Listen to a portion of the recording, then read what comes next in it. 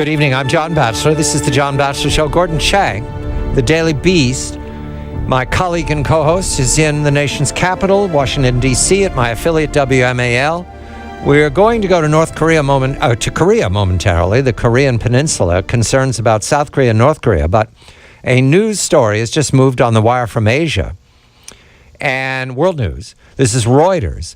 The Chinese ambassador, speaking to U.S. companies in these last hours, is speaking in what could be interpreted to be a harsh fashion. This is very strange, and I need Gordon's help before we do the rest of the stories tonight about China. Clearly, something in Beijing is confused or off course. They've lost the confidence of language. This quote from the Chinese ambassador: "The political foundation of China-U.S. relations should not be undermined. It should be preserved. And basic norms of international relations should be observed, not ignored, certainly not be seen as something you can trade off. And indeed, national sovereignty and territorial integrity are not bargaining chips. Absolutely not." Gordon, this is not diplomatic language. What's happened in Beijing? Where did their arrogance go? Well, I think, John, that they have yet to decide on how they're going to approach Donald J. Trump, especially starting January 20, when he'll be speaking not as a private citizen, but as the President of the United States. And it's important that they're speaking to U.S. business because they're trying to use the multinationals against Trump to try to put pressure on the new president so that he will do what China wants. All right, I want to pursue this with you, Gordon, but now we have big trouble in the Korean Peninsula. We welcome Bob Collins, for many years an analyst at the Department in National Security of the Korean Peninsula. He's in Seoul this morning, and there are dynamic forces moving inside the political apparatus of South Korea. And I do not solve these parties, so I need Bob's help. The news, Bob, is that the president, Park, has been impeached, is vulnerable to being removed or to resign in some fashion. This was said to be impossible several weeks ago because they needed to band together a large number of legislators. They've now done this. Is this a blow to confidence in the government? Well, it absolutely is. In one sense, the people in the streets are big motivators for everybody that cast a vote in the National Assembly, which is overwhelming against Pak. And so her impeachment is going to last for 6 months while the Supreme Constitutional Court rules whether or not she must step down or not. At any point in time there, she could resign herself if she wanted to. In the meantime, the Prime Minister has taken over presidential duties, and the people feel that they've made a big difference. The millions in the streets that have happened over the last couple of weeks have made a big difference, and people feel empowered. Gordon? Bob, there's a presidential election in South Korea next year, about a year from now.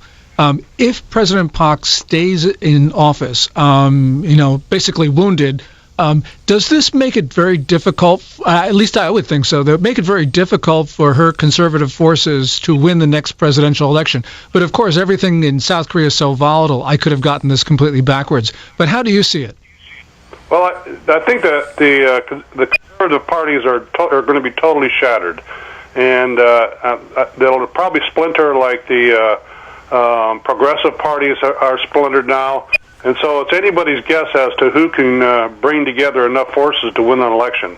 Probably, Pan Ki-moon's return after fulfilling his United Nations obligation, he may be a good candidate. He's somewhat of mostly a moderate, but finding a true conservative to take over, that's going to be very, very difficult. North Korea, the predator state to the north, is it possible to see North Korea's hand in these demonstrations in the streets? Do they have an advantage now? How would they use it if they do have it? Well, I think the first thing they're going to do is come up with some plan to test the mettle of the new prime minister for the next 6 months, and he'll do that through some form of provocation. But the people on the peninsula, they're not exactly sitting by and doing nothing. They're well aware of what they've got to do in order to make more intense their observations of North Korea and do reconnaissance that will ensure that they aren't caught napping. Gordon? Bob, between now and the time that the Constitutional Court rules on the impeachment, I would have sort of assumed that the Prime Minister is not going to be able to do very much. He doesn't have a mandate. He's not that popular to start out with. And, of course, he's tainted in the sense that he is connected with PAC.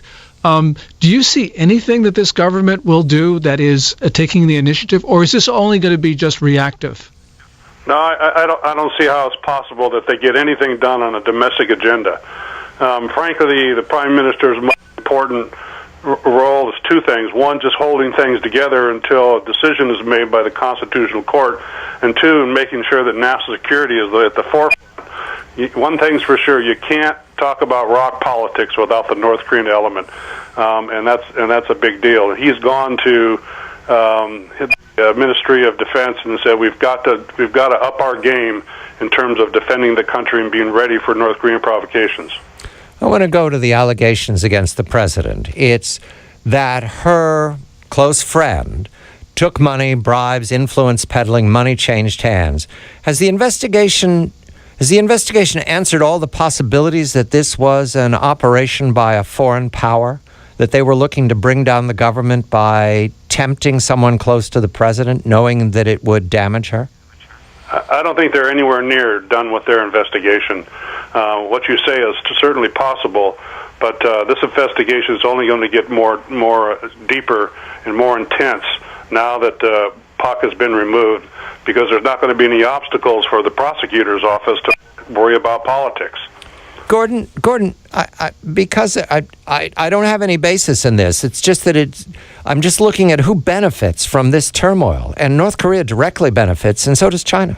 Well, China certainly benefits, and we got to remember that the North Korean cyber attacks against South Korea recently have been traced by the South Korean military to Shenyang in China. Now, that, of course, is where the North Korean hackers are. And so the other thing is that China knows what's going on, because they can see all of this data being transmitted across the Great Firewall to and from Shenyang. So we know the Chinese are complicit in this. What is the interpretation in Seoul of China's observations of this? Is China seen as a friend, an adversary outside of this investigation? Is this considered entirely domestic, Bob? Well, certainly, there's great appreciation for China being its number one trading partner, but politically, it's pretty much a ROC-U.S. alliance focus for the South Korean government. Right. So they've PAC and her predecessor have kind of walked a narrow line between China and the U.S. when it comes to regional politics. But they know that China enables this hacking, as Gordon has indicated, and it's very problematic for them. They don't know really how to deal with on this issue. Gordon, was the assumption that it wouldn't go this far? Didn't we talk like this a couple of months ago, that they wouldn't be able to rally the legislators to impeach the president? Do I remember that correctly? We were talking about this 3 weeks ago, that PAC looked like she was going to be able to ride this out. And then something happened? Something happened, John. Bob, what was it? What changed?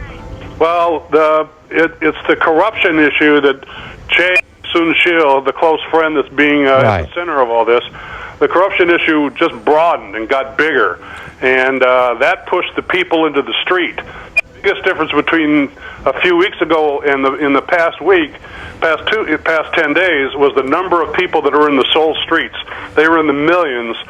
The people feel they have far more so than our country. The people feel that they have a right to make their voice heard and stand in front of the Blue House. Bob Collins, longtime analyst for the Korean Peninsula. He's in Seoul, Korea. Turmoil, instability in a democracy. Gordon Chang of the Daily Beast, WMAL, in our nation's capital. I'm John Batchelor.